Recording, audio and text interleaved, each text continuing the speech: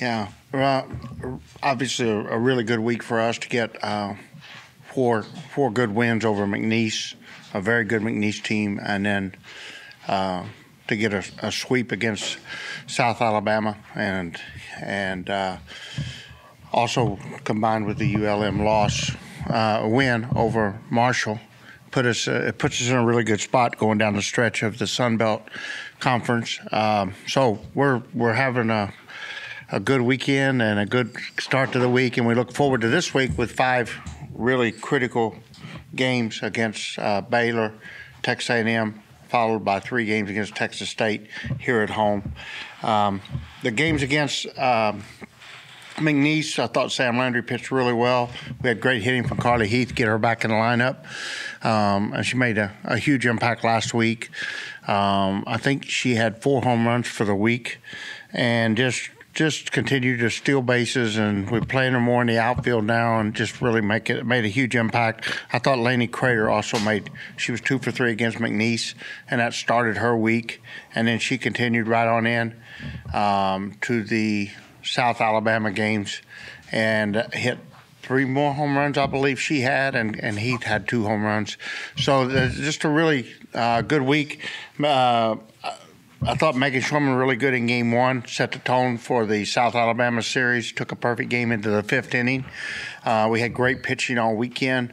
I thought that our defense settled in. We didn't have an error until the last game, and I thought that was a good thing. And then if you look at the last 10 games, we've allowed 1 stolen base, and I think that's the biggest difference between this year's team and last year's team. Is last year's team, at this point in the season, we had like 39 stolen base against it, and we've only allowed like 24, and it's going down. Teams are scared to run on us, and that's really been a big improvement that I see. So that defense was good against. We had 1 bad inning where the pitching allowed a couple of walks, and we had a little rough play there in 1 inning in the second game, I believe. And then other than that, I thought we played 18 innings of really good, solid pitching and defense. And I thought the offense was pretty good up until yesterday. And I thought our hitters, we did what we do. We did what athletes do. We got a little bit complacent. We forgot what our approach was. And on the Game 1, we were trying to hit ground ball approach, knowing that if we was trying to hit a ground ball, we'd get a line drive. And yesterday, I thought we relaxed, tried to hit fly balls over the fence, and we hit pop-ups. And so we can learn from that. But overall, a really good series from pitching and defense and the hitting as well. With Sam, Coach, is it about her? It seems like she's finally getting comfortable with the whole pitch to contact kind of mentality and not having to strike Sam Landry. Is that what we're seeing? I mean, because she's really good. Yeah. I mean, I'm so proud of her and what she's done here the last 2 weeks, and her last 4 or 5 starts have been really good. And I think what we see in her maturity, I think we forget sometimes she's been so talented. You know, you see her as a freshman throwing 68, 69 mile an hour and with an awesome changeup. She has the tools, and then I think that just adjusting to the college game and all that is still got to be done, no matter how much talent you've got. The crowd, the Lamberton Park crowd, we talk about how important it is.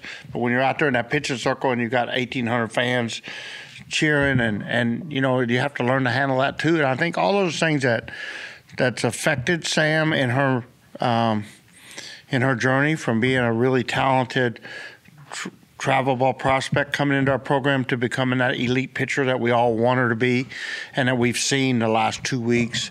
You know, getting out of the bases loaded jam. Yesterday, Maya Davis made a great throw from center field in inning 1 when Landry come in and relief. No, Landry wasn't in yet. Megan was on the mound. And we had the great throw out at home plate where we had a freshman center fielder made a great throw.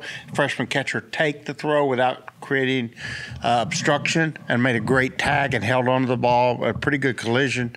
And then Landry, we had a little, I don't remember what it was, but I remember we had a batter at 1 and 2, and we hit the hand trying to go up and in with the rise ball. Bases loaded, no out, and she worked out of that. And I think that's the moments that we're seeing out of her now, and we've seen for the last 3 or 4 games that we didn't see sometimes when we wanted to early in her career. And no doubt she's settling in, and just it's more calmness out of what I see. I see a pitcher out in the circle, knowing that we believe in her, knowing that she can get herself out of the jams, and pitching with calmness that we didn't see. Speaking of elite, you described Lainey Crater as having an elite eye. What goes into having that, and like, what are the characteristics of having an elite eye? I think really intelligence. I think everybody has vision, but to be able to process what your eye sees quickly is intelligence, and she's able to see a ball coming to home plate, and she knows immediately it's a ball or a strike. So, her maybe it's neurological, but she's very talented in that regard. And so with that elite talent, just got to learn to be aggressive and stay aggressive, and not always depend on the umpire to call a borderline ball strike. And then you look at last year, I was looking this morning at this point, 40 games in the season, she had like 16 walks. This year she's got 5 walks, and not quite as many of at bats, but I've been like, be aggressive. I want you swinging it. I want you swinging at balls in the river instead of taking balls in the river. And that's the kind of thing I'm alluding to when I talk about her elite eye, because she absolutely knows ball strikes better than anybody on our team. And I think you see that in a lot of great hitters. I can remember as a kid watching Pete Rose and Joe Morgan, and they had elite eyes. They knew what a ball strike was, and we're just lucky to have Lainey. And she made a huge impact on our team. Very likely will be Sun Belt Player of the Week with her performance, 2 for 3 against McNeese, and then I think 7 for 9 this weekend. You're talking about base running. Maya Davis is on first base. She doesn't even attempt to steal, and the catchers are already throwing to second in between pitches. Is this a mindset, or do you think these other teams are afraid of you guys when someone's on base? I hope so. I tell the kids we want to be a nightmare on the bases. We want to create that nightmare for our opponents. We want, when they go to bed at night, we want them to think about us running, and we want them to know that we're going to be trying to get extra bases. And when we do that, sometimes we look really bad on the bases. We're over-aggressive, or I'll get thrown somebody out, get a runner thrown out by 20, 30 feet at home plate. But that's what we want to be a team that's going to run, and Maya exemplifies that. She's just an elite, talented player. My daughter that played at Texas A&M was in for the weekend. First time she got to see her in person, she just couldn't get over. I told her on the phone over and over, like, this kid's got elite talent, speed, arm, accuracy with her throw, closes on balls in the outfield so fast with her speed, and then gets very good reads. And she's like, man, Dad, I didn't realize, like, she is special. She's an elite player and a nightmare for an opponent. You guys have continued to stay high, RPI-wise, strength of schedule. With the 2 games coming up against Texas A&M and Baylor, how important is it to continue to play well against them? It's a huge week. The whole season's huge. I was looking this morning at this time last year. After 40 games, we were 30-10 last year. We're 30-10 this year. So many similarities, but the difference is the schedule we played. We played an elite schedule, and this is a tough road trip. But like these games compared to Florida, it is what it is. And we're playing some really quality opponents. Baylor, Texas A&M, really quality opponent. Texas State, tip your hat. They beat Alabama. They beat Texas. They've played a really good schedule, and they've got a really good coach. They've got really good veteran. They're a veteran ball club. And so their RPI is 38. I think Baylor's 19, Texas A&M's 23. But when you compare that to UCLA, Florida State, Oklahoma State, we've been there before, and that's what the schedule's allowed us to do. We're going to go over there and play our best ball. We can win, we can lose, but if we play our very, very best ball, we'll come out of this week with some wins that we're proud of and that we can hang our hat on. And then we'll see. When you play these kind of schedule, you're going to pick up losses. We know that. The key is how many, and so that's what the week. It's going to be a fun week for us, but we're not scared of it. We're not dreading it, and we have been there before. You mentioned Texas State, and they've kind of been, I guess, the closest contender to you guys as far as contending for the league since you've been here. What is it about maybe them this year that has allowed them to stay good, or has even made them better? They got a good coach. They've got a really good coach, and Coach Woodward. Coach Ricky does a great job over there. She provides discipline and balance, and she's got a great eye recruiting. She's got her brother Scott there coaching with her now. They've had good pitching ever since I've been here. They've got that. They've got Mullins back, who's a junior. They've got the transfer that come over from Southern Miss, does a good job. So consistently great leadership from their head coach, and then good assistant coaches. They had Cat Osterman when I first got here. Those great assistant coaches, and then they had Rupp when I got here pitching. They've got Mullins now, so they've just done a really good job of keeping talented players in their program as well. And they're tough. They're hard to beat. I think it was Heath that hit that last home run that flew over the scoreboard. Can you talk a little bit about the power in your hitting, and has that ball landed yet? She's a really talented athlete. She's 12 for 13 in stolen bases. She's got speed. She's got height. She's 5'8", 5'9", extremely athletic. And then I'm really proud of her. One of the keys that we talked about when she came in as a transfer, we got to get the strikeouts down. She's worked really hard. I was looking at 40-game mark last year. She had 18 walks and 6 strikeouts. And this year she's come right back. She's got 11 home runs and 12 walks, but only has 8 strikeouts right now. When you get more home runs and you got strikeouts and you got that kind of speed, that when you do get on the bases, you can make teams pay. She's an elite player. She's one of the most talented players in the country. And I look forward to watching the last of her final year of college softball, because she's a dangerous athlete right now. Was Shorman tired? Go ahead, Kevin. Go ahead. Was Shorman tired there in that third game when you pulled her and then put in a Landry early? Maybe Landry had less innings in the game before because it was cold early, and that's why you put her in, or? We feel really good. We got great pitching right now from not only Megan Shorman and Sam Landry, but Kendra Lamb, and then Carly Heath. It just, we haven't got her back in since the injury. We'll definitely get her in this week. She's ready to go, and so we feel really good about our bullpen. Chloe Riasetto is an outstanding left-hander freshman, and just not getting as many innings, having to wait her turn this year. But she's working hard while she waits. Behind them we got Tyler Oob, who's working hard while she waits for next year. Those 2 kids, Oob and Riasetto, are going to be key pitchers next year. And what we're trying to do, we're trying to show that we're committed to having a staff, not just an arm. And Megan Shorman obviously has been fantastic. And we debated that morning, what to do, but she took a perfect game in the 5th, but she threw 120 pitches.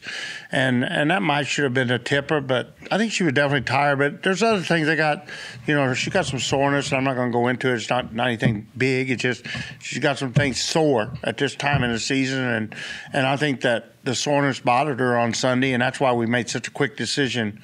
We knew that was a possibility, and the ball just wasn't, the ball didn't have that same tight break to it on Sunday that had Saturday, and that's what we're going to do from here forward. I'm going to have a quick hook, and I'm going to make moves quicker than we haven't up until now, and get more. We got people we want to put out there. Let's let them out there, and so. Justin, I made an agreement on that a couple weeks ago, that I would help him make that quick move, because it's probably easier for me to see from the far end of the dugout than he is up there when he's, looking at pitches and looking at charts. And he's deep in that mental thought of what pitch next, what am I setting up. I can look at it from the outside and make a quicker decision. And I think we've done that really. We did a really good job the last 2 or 3 weeks with that adjustment. And part of having a great staff, you got to tip your hat to 2 things: the catcher and the pitching coach. I think our catching has been really good and enabled our pitchers to be better. And I think Coach Robe, Coach Justin, he's just doing a phenomenal job. And he's 300 strikeouts already at this point in the season. He's just doing a phenomenal job with our pitchers, so elated with what he's doing. It seems like Stormy has solidified herself at third. I don't know that was what was expected, but it seems to be working. And are you comfortable with, like, Kylie's had some moments and Maddie's had some moments, just kind of doing what you think is best game to game at short? Yeah, I think the one position that we're still seeing some battle going on there is shortstop. still like Sissy. You know, I think Sissy Vasquez has got a bright future in a Cajun uniform. I just think the game, needs it's a little fast for her right now. We'll give her time to breathe again. I love what I'm seeing out of Maddie. I really like Maddie there. She's so good in other places in the outfield. It makes it a little tricky. And I think sometimes, she's a little more comfortable in the outfield. And so the game gets, I don't know that her commitment to being a shortstop, I think she's starting to see that she's helping us there and that we need her there. So she's more willing to be there.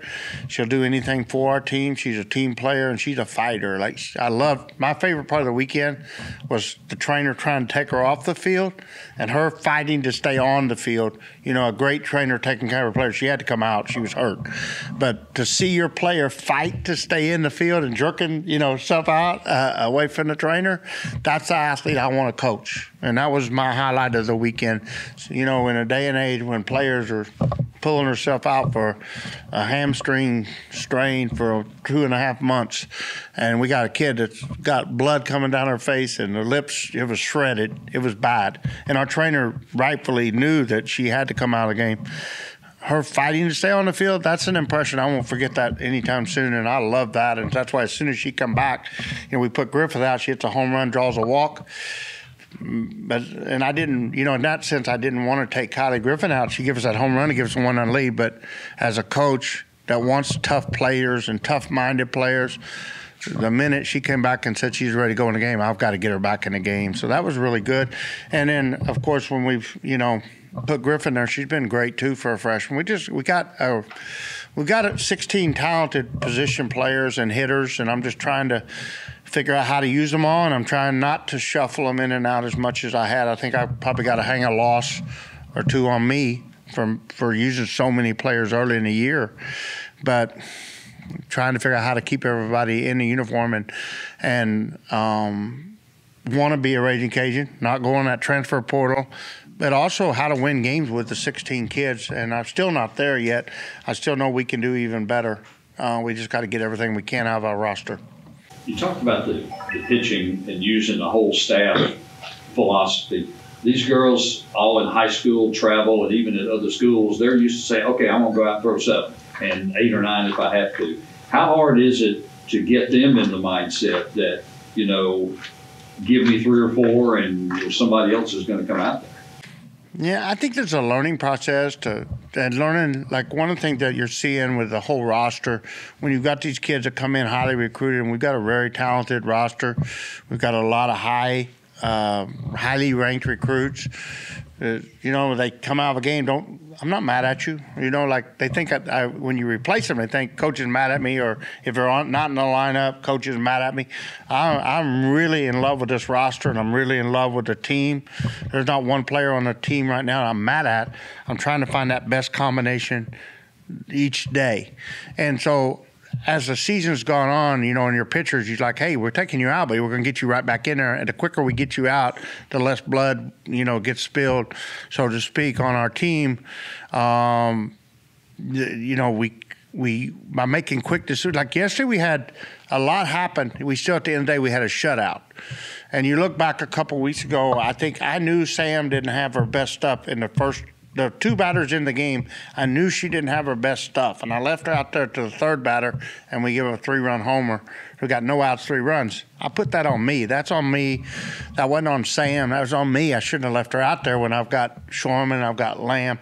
So I think the kids, like the pitchers, just have to understand what we're thinking. We have to communicate better with our players, and they got to know Kendra Lamb, I couldn't wait to get her back in last night in the 7th inning, because I knew Saturday she wasn't happy with her performance in the 5th or 6th, 7th inning of the game 2 when we give up the runs.